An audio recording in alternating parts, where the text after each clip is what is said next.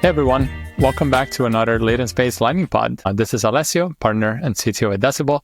There's no Swix today. We got a special co-host, Vibu, which if you're a part of the Latent Space community on Discord, you've definitely seen. Welcome Vibu as a co-host, first time. What's up, guys? And then we had David Hershey from Anthropic today, who's the person behind Claude Plays Pokémon. It's funny, I saw we have first DM'd about playing Magic the Gathering together in SF. And then people are like, on all of the different nerd angles you can get me. Glad to... And then people were like, David is the person doing this. And I was like, okay, I'll DM him. And then, it was cool. We already had a touch point. So welcome to the show. This is our second Anthropic episode. We had Eric Schlunz from the Sweet Agent before. So welcome.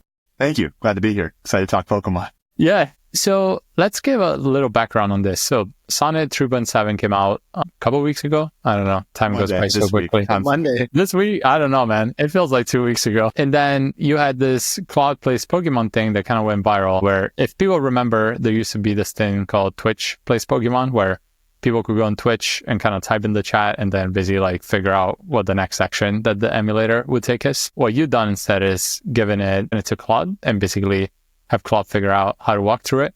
I'm looking at it right now. So far, it's been stuck in Mount Moon for 52 hours. Poor guy. It probably met 15,000 Zubats. So yeah, let's talk about what gave you the idea for it, kind of the origin story, and then we can go through the implementation.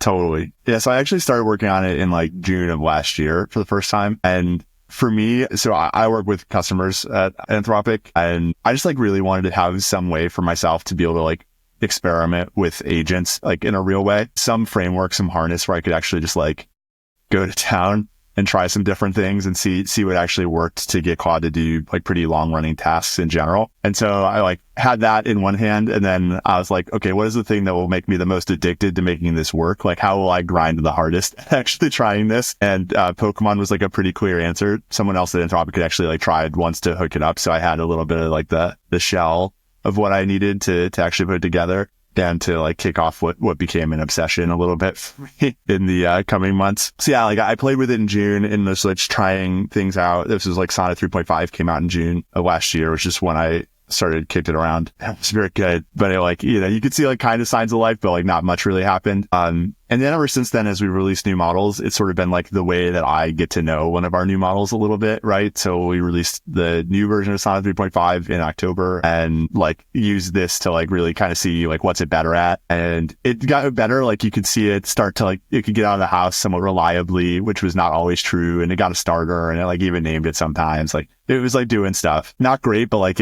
it could move. Along the way too, like I'm just like, we have a Claude Plays Pokemon Slack channel. Like I'm sort of just like giving people updates. So over time, as I'm like posting GIFs and progress updates, like it's just like slightly growing in popularity of a cult following internally of people who are somewhat interested. But then like, a couple weeks ago, I was bashing an early version of Sonnet 3.7 and it just like, you can just tell it had like, it was a little different. It's clearly not still good. As you said at the top, like it's in Mount Moon for its 50 something hour. This is a little bit worse than average from what I've seen so far by now, but like this is like, you know, about on brand. It doesn't really have a great sense of direction. It's pretty bad at seeing the screen, stuff like that. But like it plays the game, you know, like it gets Pokemon, it catches Pokemon, like it caught its first Pokemon, it got out of Viridian the first time, like a whole bunch of stuff happened for the first time where like could squint and see a thing play in the game. And yeah, like posting updates, obviously internally, it was very fun. Like people were just like kind of going wild at the fact that this was actually happening finally. And it was like entertaining enough that like you could kind of see it. And the other side is like, we kind of just like got finally a sense that this was like an actually useful way to measure what was going on with this model. You know what I mean? Like there's one thing that it's like fun to follow along, but like internally, like I think we got more of a sense that like you could actually use this as a bit of a measuring stick for what's going on in the model.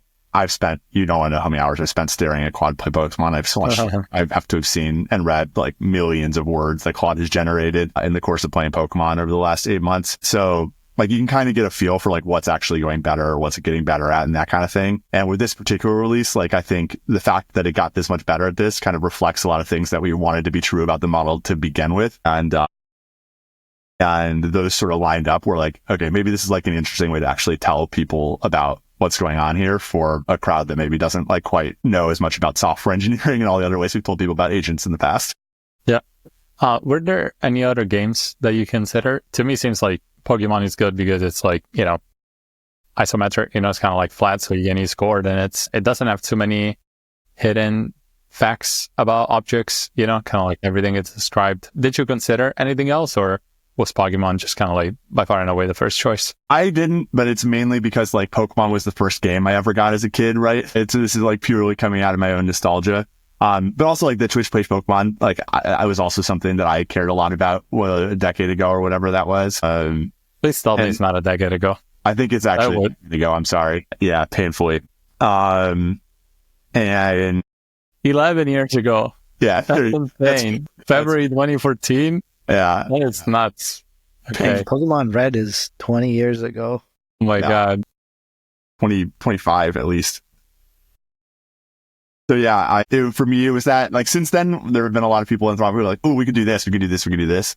I think there's like a lot of fun things you can do. Pokemon's actually really nice because like, if you don't do anything for 5 seconds, like there's typically not a consequence by the nature of like doing inference on a model every like snapshot of time. It's actually a pretty good game to be able to do this with. But yeah, it was mostly just like, my love for Pokemon coming through here. You put together a very nice architecture diagram. Do you want to screen share that so people on YouTube can follow along, and then we'll put in the show notes if you are just listening? You got it. I know that Bibo had a bunch of questions on that too. Yeah, let's do it. Very, very straightforward questions. Basically, can we just double click into all of it? Yeah. It's easy. I found it off Twitch and like no one was talking about it, so I started sharing it around, and I lost the original source. But basically, everything in here is like pure gold. The memory is a little interesting, but yeah, if you want to just go through high level. Yeah, you got it.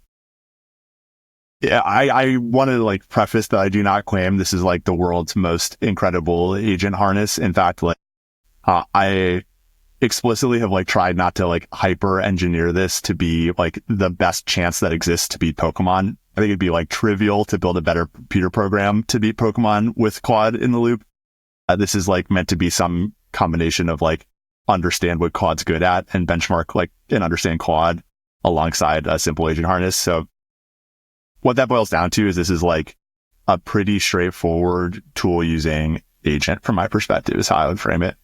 So at the end of the day, like the core loop is just like having a conversation that rolls out. And it's essentially like you build the prompt, including like everything we've had up till now. You call the model. It sends back some tool use. Typically you resolve those tools and then talk about summarization, but like basically a few different mechanisms to maintain the information you need to do something long running inside the context window. So like what this boils down to is like when you think about what an actual prompt looks like, it rolls out kind of like this. You've got tool definitions, which describe 3 tools that I'll get to in a second. A short system prompt, it's like pretty boring. It basically tells the model how to use the tools. And like there are about 6 facts about Pokemon that I give it, and like a few corrective things that I've seen it do like really horribly wrong. And I'm like, hey, you might want to consider doing this a little bit better. But it's like really not a lot of system prompting going on. We have that knowledge base, which you referred to, I'll talk about. This is the main way it stores like long-term concepts and memories as it's operating over time. And then the bulk of things is this conversation history, which is, it's like a chain of tool use. There's no like user interjections at all for the most part. So it's like go, and then the model uses the tool, and then it gets a result back, and then it uses another tool and it gets a result back. So, pretty straightforward. Feel free to like cut me off too if you've got questions along the way, but otherwise I'm going to keep rocking. Yeah, go ahead. Cool. Okay. So most of the money of this is just like in the tools themselves. When you think about what's going on, it's really like it can press buttons and it can like mess with its knowledge base, and that's about it. I'll talk about Navigator separately because that's like a patch for how it actually can deal with some of its vision deficiencies. Using the emulator is basically like execute a sequence of button presses. It'll say like press A, B, left, right, whatever. It gets back a screenshot and a screenshot overlaid with coordinates of the game. These coordinates are used for this Navigator tool that I'll describe in a second, but it's just basically like help Claude get a slightly better spatial sense of what's going on a Game Boy screen. I've been through And it a lot. does it come with the emulator, or are you adding those in? I add that in. Okay. I have somewhat extensively reverse engineered Pokemon Red by this point to like extract roughly every bit of possible information from it. I don't use most of it, but like I have essentially everything you could know about the current state of the game. I have exposed programmatically to be able to tinker with it at this point. I was just reading this diagram, like, yep, you just get what spaces are walkable based on what's stored in RAM. And I'm like, oh, you definitely reverse engineered this little emulator. Yeah. Good news is we also released Claude Code this week, if you saw that. And that has been, this would all not be possible without the help of having Claude also go figure out how to do all of this for me, because I could have done it, but there's a lot of like tedious, here are addresses in memory, map that to a Python program that I had no interest in doing. So thank goodness for Claude Code. So yeah, it gets the 2 screenshots. It gets like a small blurb of state, which I read straight from the game. There's a lot of this here. Actually, like, funny enough, the thing that matters is location. Claude will like pretty aggressively hallucinate that it succeeded in transitioning between zones if you don't like tell it did not. This just comes down to like literal vision issues. And so like most of the patching of extra help I've given it been like attempts to make it so that it could still play despite not being very good at seeing Game Boy screens in particular. And then it gets like a handful of like reminders. This reminders does a decent amount of work, but it's like things like, remember to use your knowledge base occasionally. And we tell if it gets like stuck, for example. So if you detect that it like hasn't moved in 30 spots or 30 time steps, I once saw it see like a red box on the screen that was like the doormat and think it was a text box, and spend 12 hours pressing A overnight to try to clear the text box, which you see that happen once and you add in some helpful reminders to not do that. How much knowledge does the model have about the game itself? Yeah. So for example, types, right? Does it know about types, weaknesses, and things like that? Or how much are you trying to put into it? Yeah, if you go to Claude.ai, like it will tell you about like some stuff. I have not yet decided if the knowledge that it has about Pokemon is helpful or harmful towards it playing the game. Like half of the time when it's like, oh, I know this about Pokemon, it then like uses that to hallucinate something. So for example, at the beginning of the run on Twitch, you saw it like go out of the lab and see like this NPC in the bottom of Pallet Town and be like, it's Professor Oak. I found him. And it's like very much not Professor Oak, but like the fact that it has like indexed on this concept is like a little, it's stuff like that it's like unclear to me where it is. But it clearly has some information about it. There's like a million game guides about Pokemon sitting on the internet. It's unsurprising that like there's a decent amount of information there. I don't really give it a lot of extra information. It picks things up. I watched on this stream the other day, like it tried to use Thundershock on a Geodude and it failed. And it's like, I forgot about that.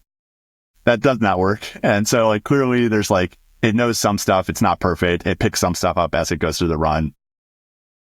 Ideally for me, like I think it's just interesting to see like what it actually learns as it's playing. So the more it does that is the more I'm like actually interested in it.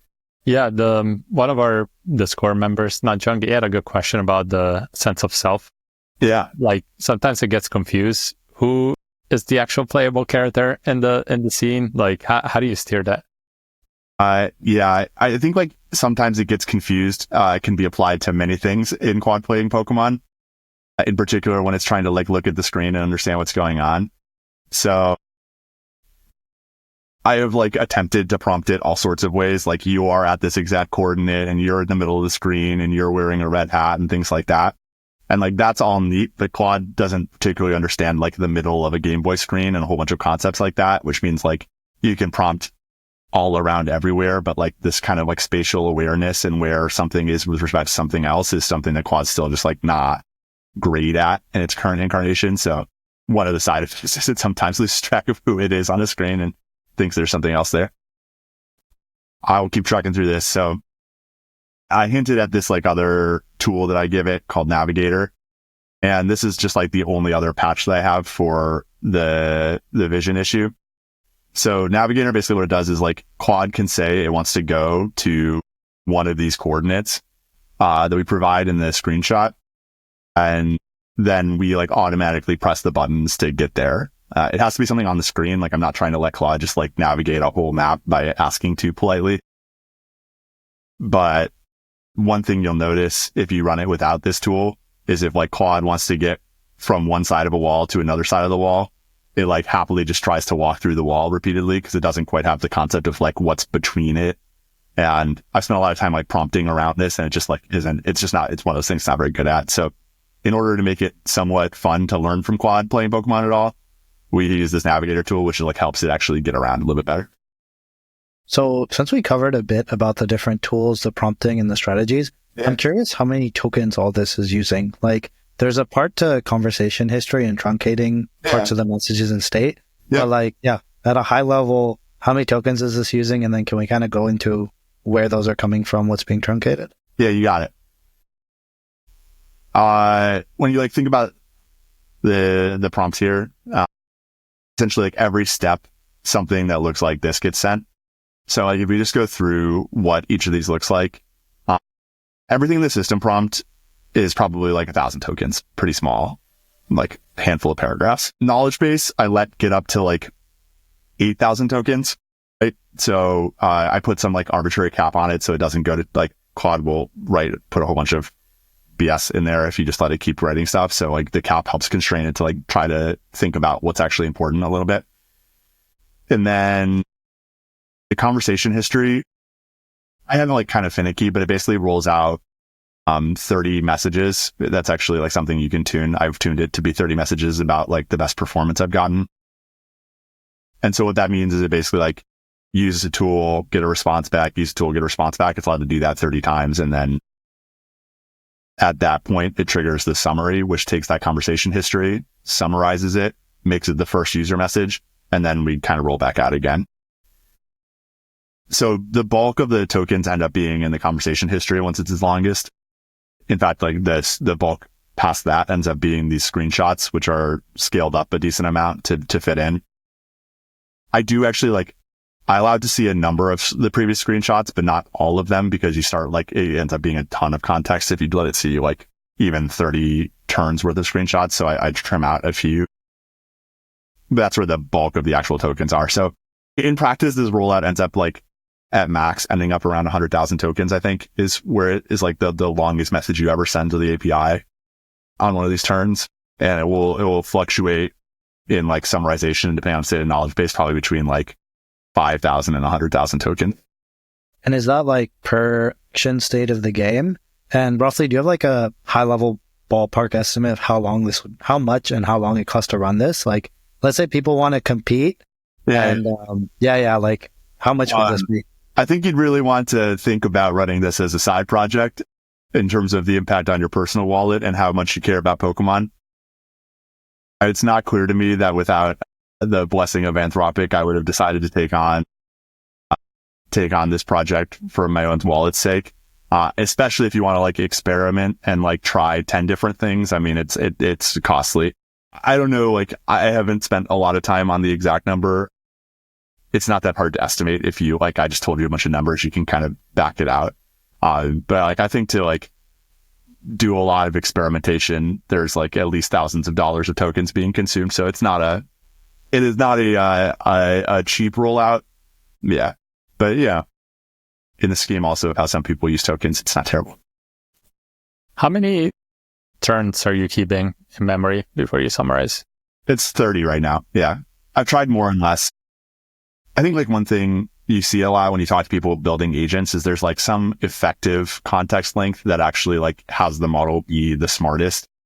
And that seems to vary slightly model by model, but for this model, for whatever purpose, like this 30 message worked better than 20 and better than 40. So, kind of plot in between those that it worked pretty reasonably. Yeah. Does that change based on location? Like how many would you want to give it to get it out of Mount Moon?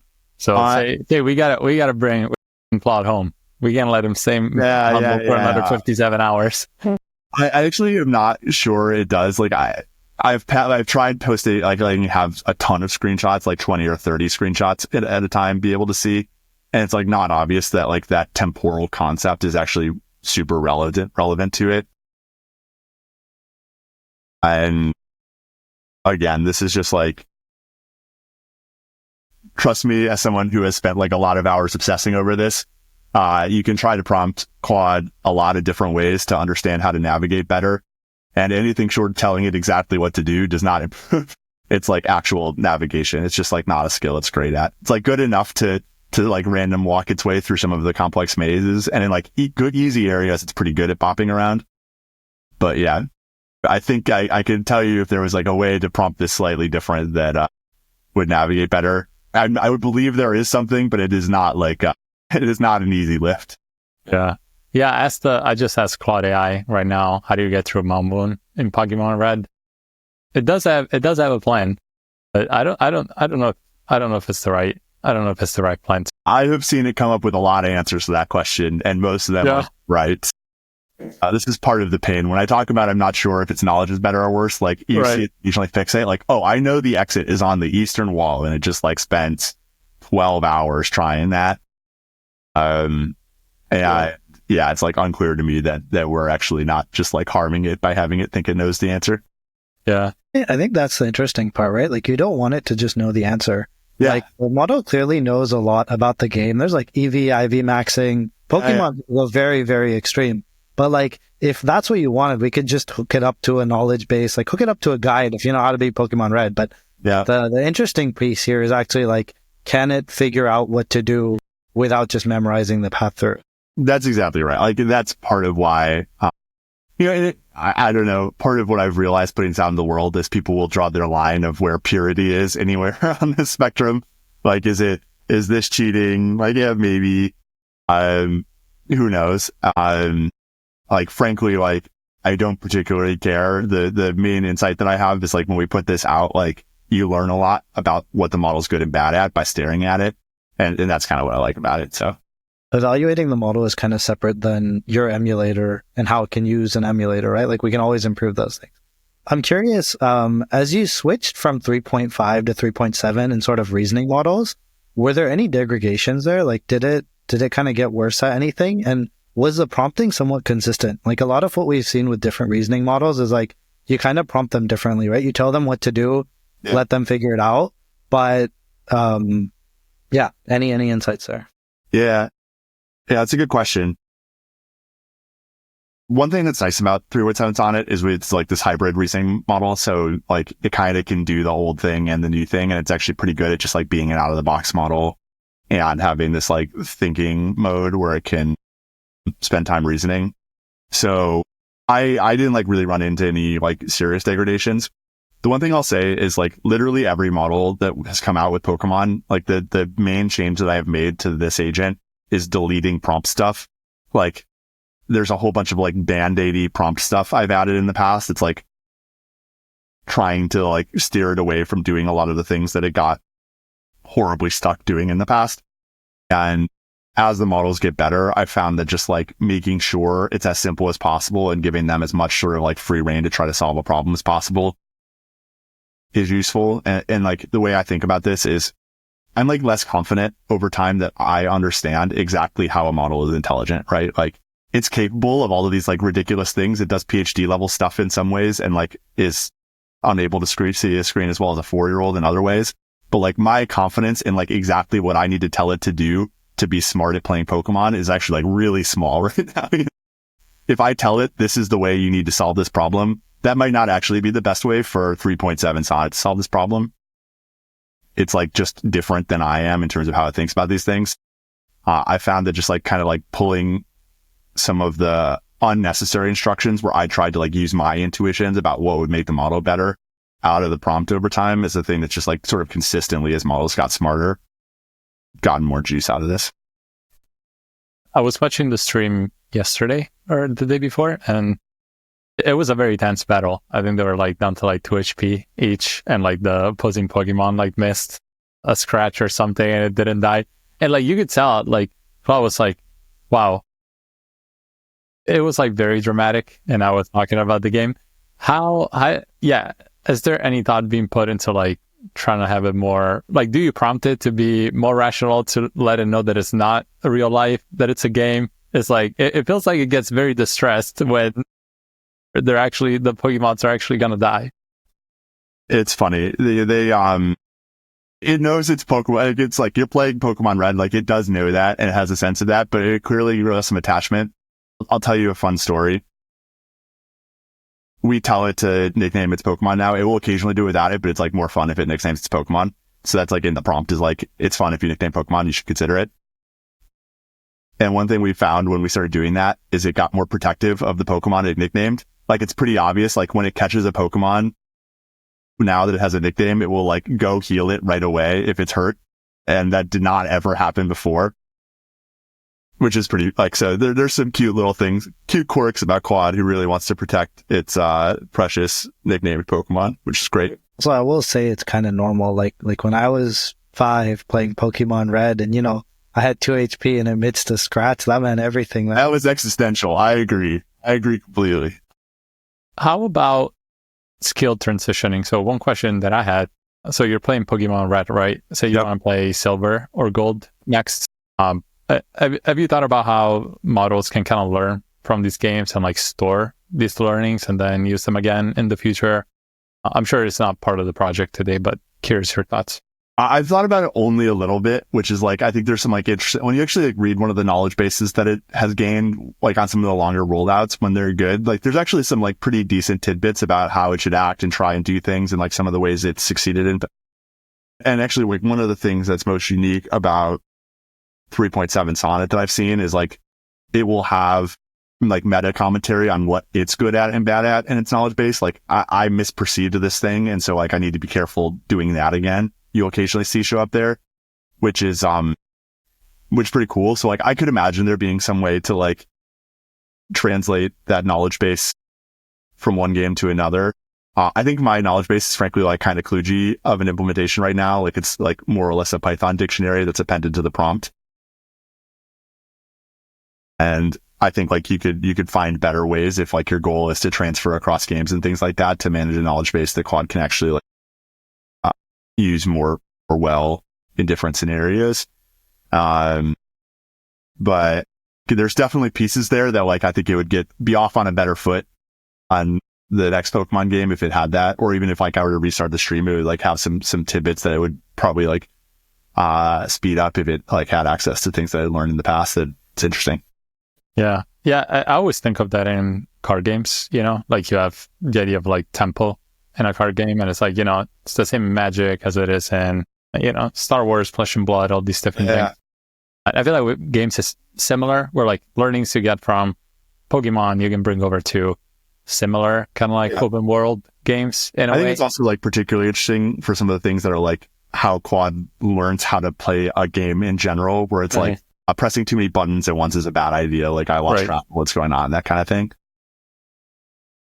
Like definitely is stuff that it has learned that is like interesting in a meta way, that it's like hard to give it that sense of self necessarily in training. I think sometimes like it's hard for it to know like what it's good and bad at in some scenarios, but it's interesting to think about how it can learn across things. Well, like some of this also is due to a simulator, right? So a lot of what's learning is how do I use a simulator? What am I good and bad at? But the model internally should know quite a bit about Pokemon, right? Like if you've played Pokemon, going from Pokemon Red to Emerald to Diamond, having played the first one doesn't help you that much in the second, right? You kind of get the general concept. You get what types are good against other types. And the model knows a good bit of this, right? But it's still interesting to show. This is more so like it shows that knowledge bases kind of help with understanding how to use the emulator, right? Like it struggled and then it figured it out. So even though it knows Pokemon, it's like this thing can now learn how to use an emulator. Yeah, which is pretty cool. That has been like part of what's been fun, seeing models make progress on this thing. I had a bit of a follow-up question to the last one with Alessio. So if people want to blow thousands of dollars and want to, improve this a little bit, is there anything else that you'd want to see done? Whether that's like improve emulator, try different stuff. Is this just anything that like anyone watching this, you'd kind of hint them towards what you'd want to work on, what they'd want to work on? Yeah, no doubt. If I had to guess, like the biggest lift that exists around this is probably something around the memory, which I don't think is like hyper optimized right now. The nice thing about the memory is like it's always in the prompt, like it doesn't go away. Like sometimes if you leave it up to Claude to try to like read and load and save to memory bases, like it will underutilize it or forget things.